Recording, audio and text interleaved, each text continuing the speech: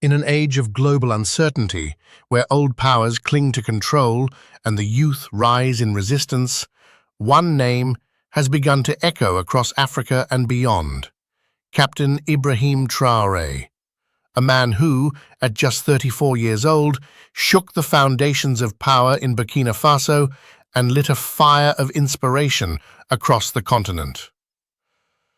Born in 1988, Traoré grew up in a land scarred by colonialism, instability, and economic hardship.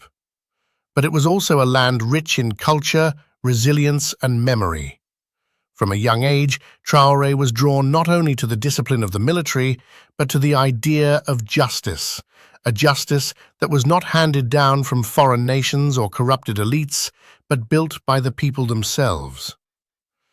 Traoré trained as a military officer and became a key figure in the fight against terrorism in the Sahel. As Burkina Faso faced increasing attacks from armed groups, many believed their government had failed them. Corruption ran deep. Foreign troops promised security, but the violence only worsened. Then, on September 30th, 2022, everything changed. Captain Ibrahim Traoré led a military uprising, removing the transitional president Paul-Henri Damiba, who himself had seized power just months earlier. Unlike typical coups driven by personal ambition, Traoré's move was driven by national desperation and grassroots frustration. He didn't seize power for himself. He took it for the people. Since taking power, Traoré has stood as a symbol of Pan-African resistance. He expelled French troops from Burkina Faso, denounced neo-colonial influence, and began rebuilding the country's security forces with a focus on sovereignty and self-reliance.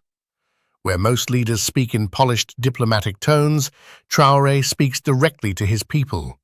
He walks among farmers, visits soldiers on the front lines, and speaks openly about the burdens of leadership. "I am not here to rule," he once said. "I am here to fight for our dignity." His speeches have gone viral across Africa, inspiring millions of youth. In Mali, Niger, and Guinea, murals of Traoré now appear alongside historic revolutionaries like Thomas Sankara and Patrice Lumumba. He is often called Africa's youngest revolutionary president. Traoré's bold moves have sparked both admiration and criticism. Western governments have questioned his alliances with new global powers like Russia and his rejection of foreign military bases. Critics fear that he may consolidate power in ways that could threaten democracy. But his supporters argue that he is doing what no leader dared to do, breaking the chains of dependence and reclaiming African agency. To them, Traoré is not a dictator, he is a liberator.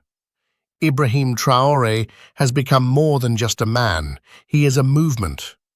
Young Africans wear